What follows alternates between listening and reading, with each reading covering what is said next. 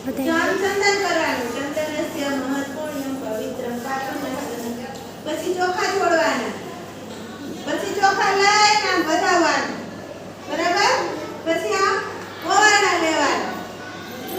હા, પછી હવે એને રાખડી બાંધું છું. આ જમણો હાથ છે, કયો? જમણા હાથે રાખડી બાંધવાની. ઓમ યદા બંધનાક્ષણાય રણ્યકુમ સતાનિપાય સુમનસ્યમાના તન્મા બદનામિ સતસારતા યુષ્માન સરદ્રષ્ટિ યથા સમ.